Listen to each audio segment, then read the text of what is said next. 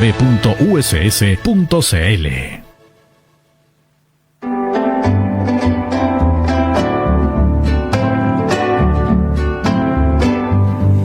Si usted supiera lo que estábamos conversando fuera de micrófono, si usted supiera todo lo que da este tema para conversarlo, hoy día están estos famosos conversatorios, ¿no es cierto? Usted ha escuchado este concepto hoy día, que antiguamente le llamábamos diálogo, mesa de conversación, en fin, hoy día son los conversatorios.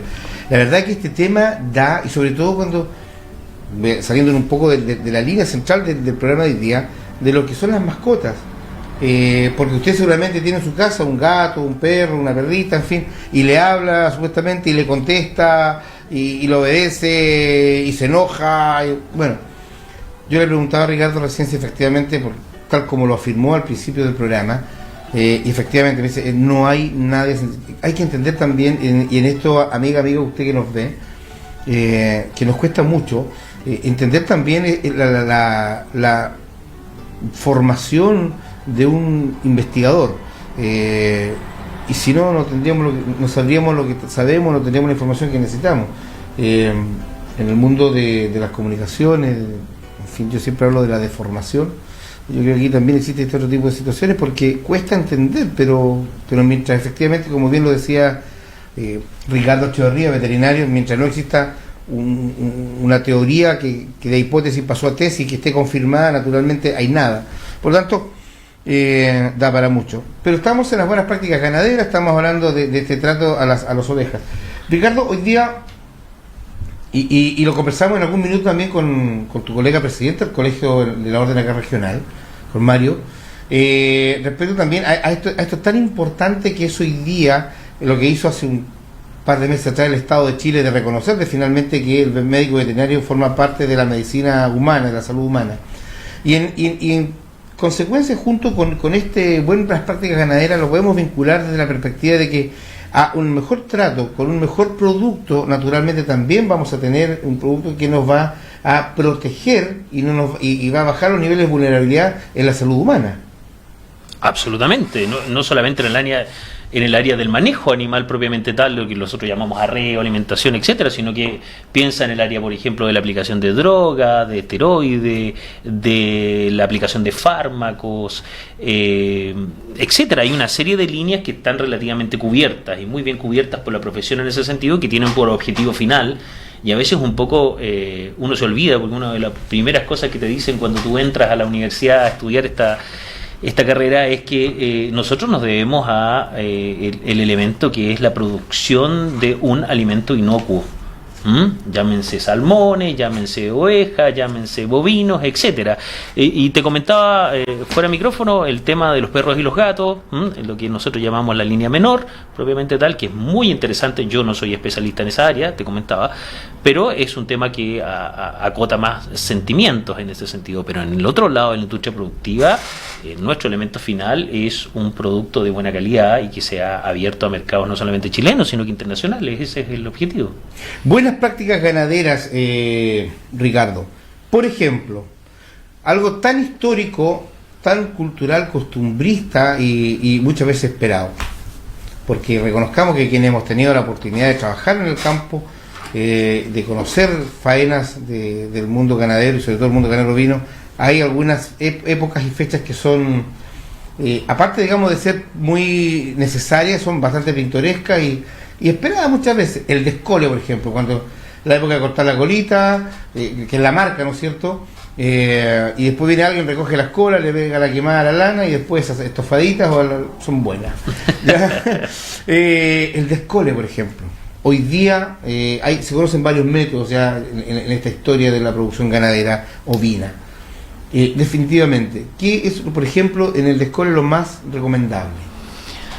A ver, ahí volvemos a caer en el tema de que, fíjate que en Chile en general, en la zona, prácticamente no existen estudios con respecto a la evaluación del proceso propiamente tal de corte de cola, castración o de marca propiamente tal, que son, llamémoslo así, los procedimientos dolorosos que realizamos a nivel predial, asociados junto al sacrificio, en este caso para autoconsumo.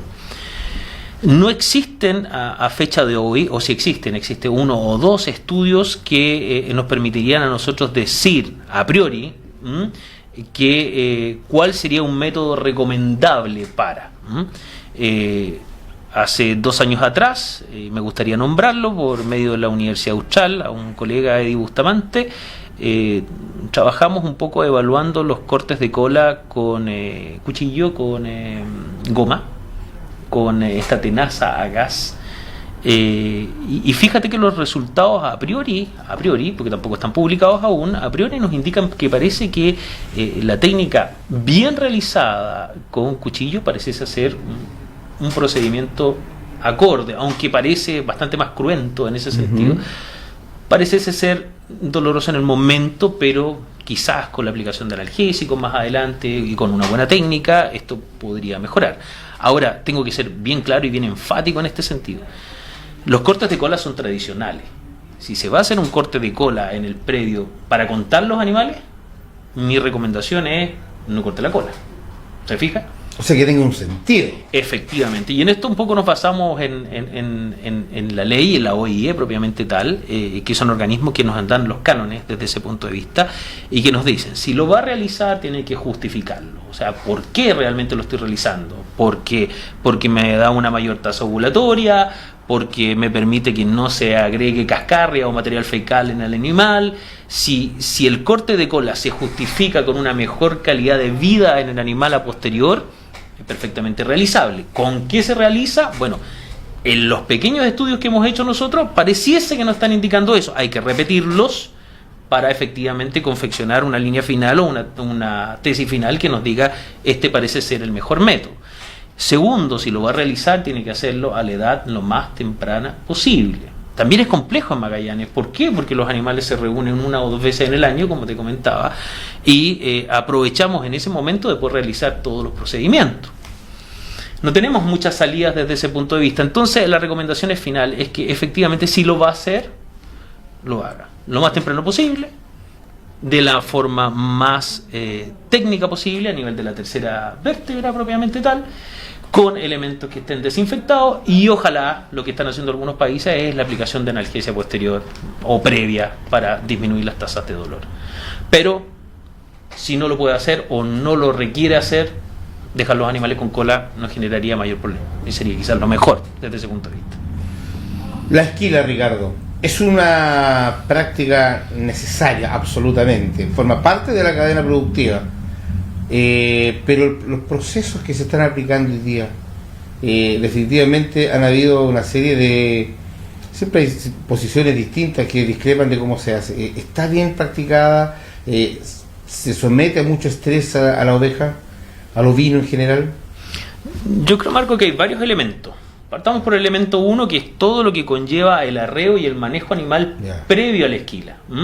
Esto es, yo te diría, pero muy importante en el sentido de la alimentación, en el sentido de la utilización de perros, en el sentido de el mantener los animales por periodos prolongados, más allá de 12, 24 horas previo a la esquila, ¿sí? Y el tipo de personal que tú manejes para esos procedimientos es fundamental como un elemento que disminuye el estrés de los animales previo al procedimiento. Después tienes el procedimiento de esquila propiamente tal, que es bastante interesante porque hay muchas comparsas de esquila que realizan los procedimientos, yo te decía, muy bien. Pero si abrimos un poco la ventana y miramos al extranjero, por ejemplo, hay países como Suiza que tienen 50 o 60 modelos de peines y cortantes. Para los entendidos quizás van a comprender esto. Pero muy interesante eso, ¿eh? Modelos diferentes de peine para diferentes razas, tipos de animales, estados de suciedad, finura, largos de lana, etcétera, etcétera, etcétera. Entonces, nosotros en Chile, y yo algo de estudio tenemos en eso, estamos usando 2 o 3 tipos de herramientas, ¿no? Peines y cortantes.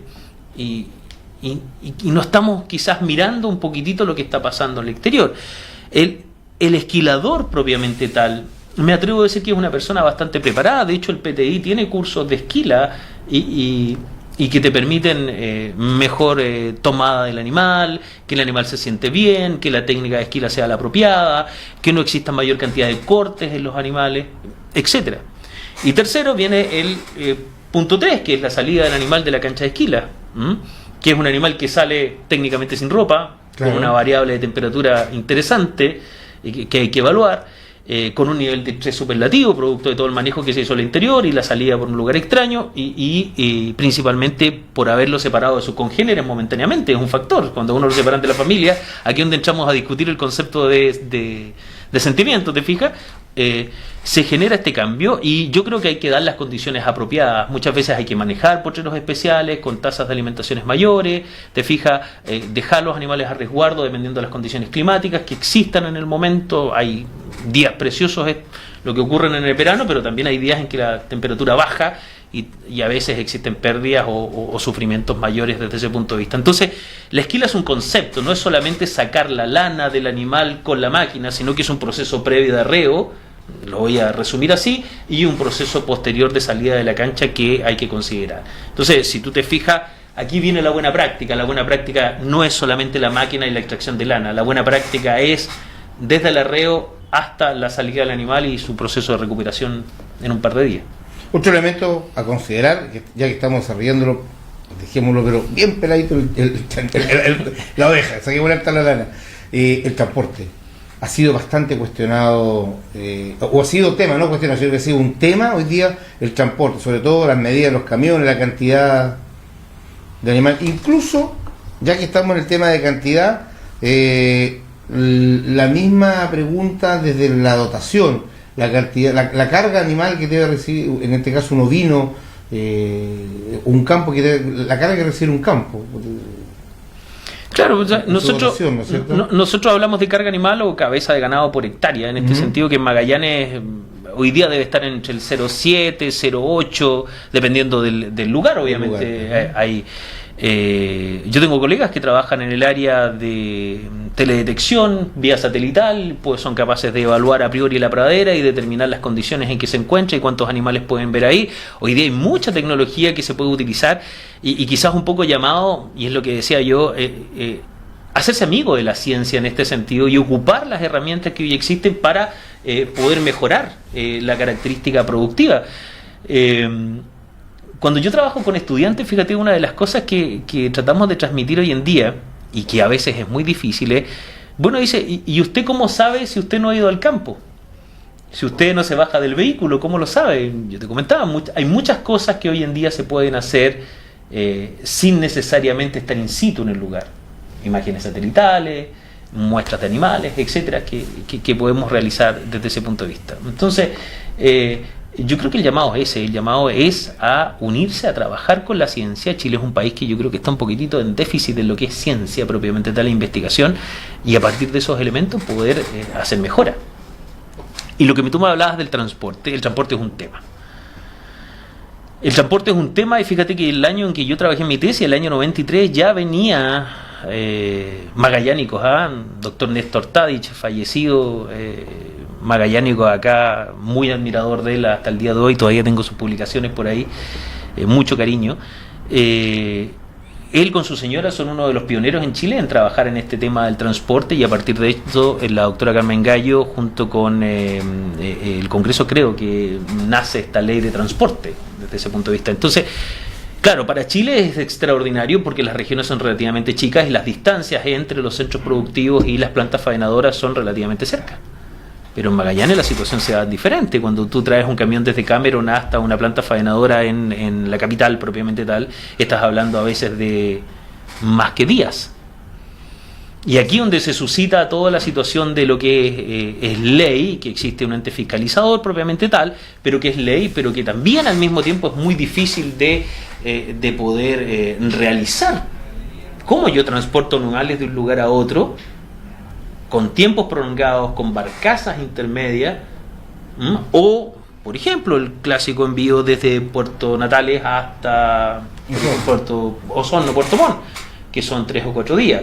Aquí es donde la ley un poco nos llama desde el punto de vista de la buena práctica y el bienestar animal a decir, oye, tengo que dar a las condiciones de agua pertinentes, tengo las condiciones de alimentación pertinentes, y principalmente tengo que mantener una densidad animal, una cantidad de animales por metro cuadrado que está definido por ley, que eso es interesante poder transmitirlo a las personas, que se cumplan, pero que se cumplan Por dos razones. Una, por el sufrimiento animal que significa ir en un estado de densidad mayor.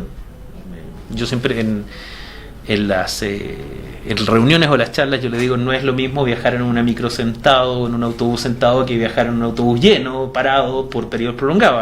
Hay un cambio ahí. Claro.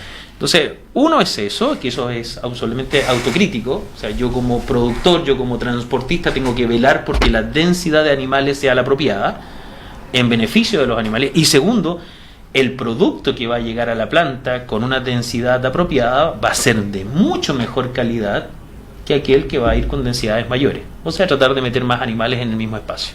Aumentan la tasa de hematoma, la tasa de decomiso, aumenta la mortalidad animal, etcétera. Entonces, la ley yo la veo más no por el objetivo de cumplirla, sino que obviamente tiene que ser así, sino que más por un objetivo personal de decir, démosle bienestar a estos animales con un objetivo final que es un buen producto. ¿Te fijas que volvemos a la misma línea inicial? Ahora, las leyes, y aquí yo sé que voy a pisar callos, pero no me interesa porque el tema es que aclaremos, las leyes son hechas en Santiago, específicamente en Valparaíso y el Congreso. ¿Está bien diseñada esta ley del bienestar animal en Chile? Yo creo que falta mucho. No te voy a decir que está mal. Todo inicio es bueno. Todo inicio es bueno. Tenemos un retraso comparado con otros países. Al menos hay intención, dices tú. Correcto. Hay intención. Tenemos retrasos, sí, muchos retrasos. Tenemos interpretaciones de repente que nos traen situaciones complejas. Sí, es verdad. De no tener nada, lo que tenemos hoy día, hay un avance.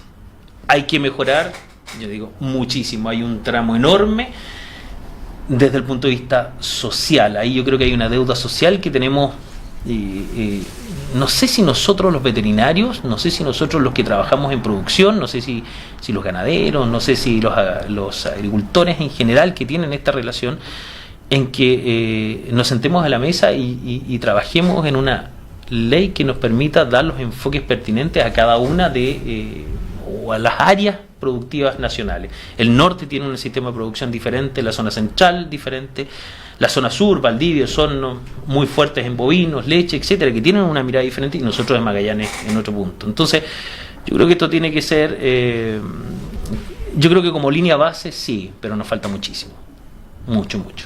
Ahora, natural, ¿cómo ha sido la recepción, el apoyo del sector productivo hoy día, de los ganaderos específicamente, para poder seguir evolucionando y desarrollando la investigación? Porque no es un tema menor, y sobre todo en el tema de las buenas prácticas. Yo creo que hay dos elementos. Uno, yo creo que nos hemos quedado un poquitito, de parte de nosotros los investigadores, nos hemos quedado un poquitito dormidos. A veces nos quedamos en el laboratorio, en el escritorio, tratando de hacer cálculos que finalmente tenemos que hacer más en terreno. Tengo que ser muy crítico en eso.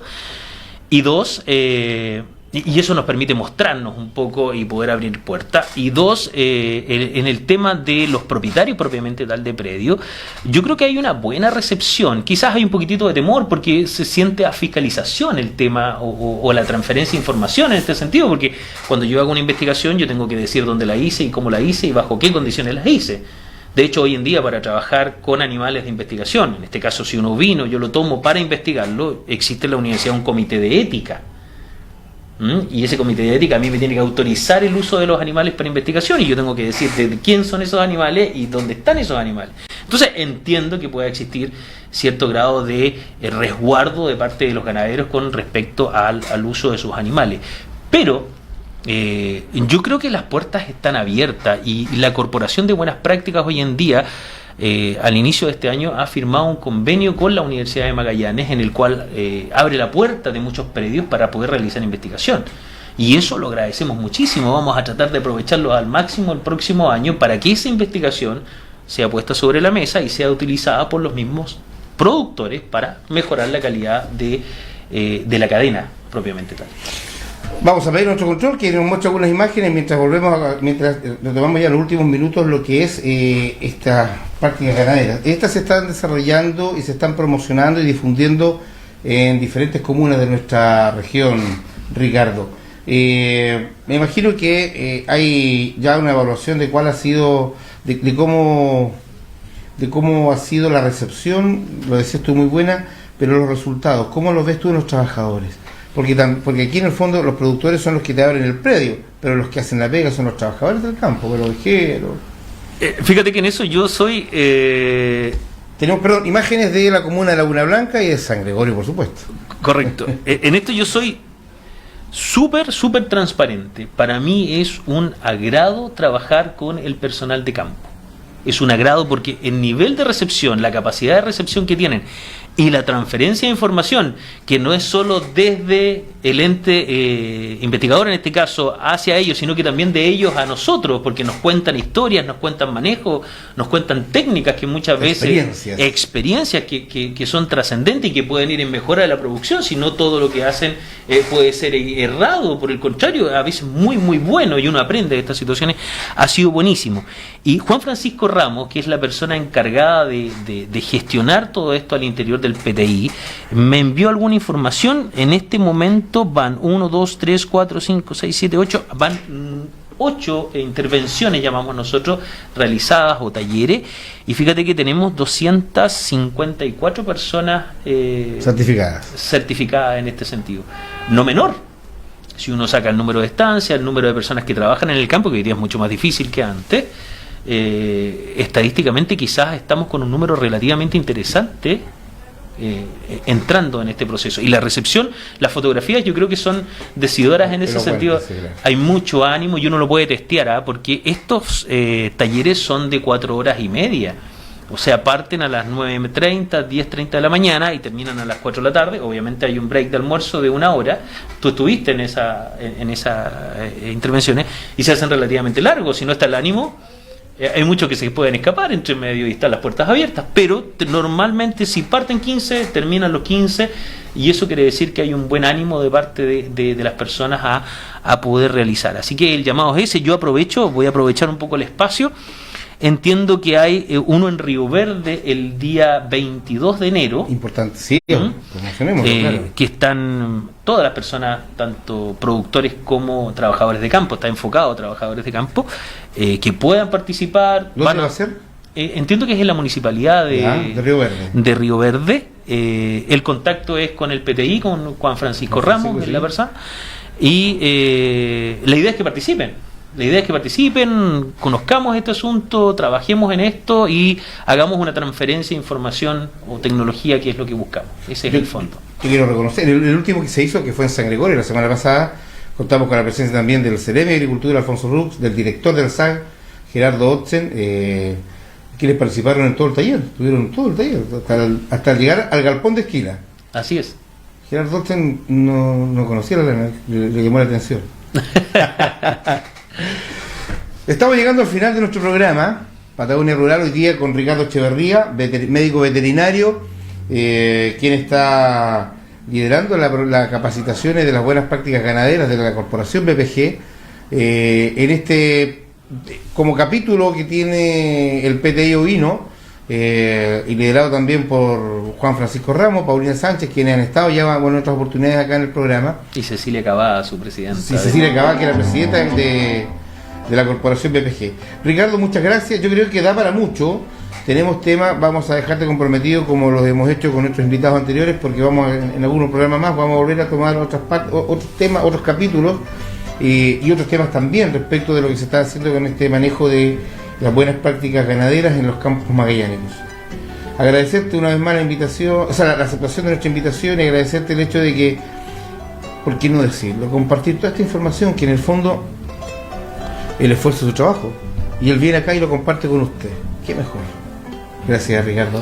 Muchas gracias a ustedes, Marco, muy gentiles por la invitación, y estoy atento a cualquier necesidad que pueda cooperar con ustedes. Y ustedes ya lo saben, Patagonia Rural, sí, aquí por Polar Comunicaciones, los días miércoles y los días domingos, tratando de rescatar, de potenciar todo lo que es el patrimonio histórico-cultural en la ganadería magallánica. Muchas gracias, un abrazo, hasta siempre.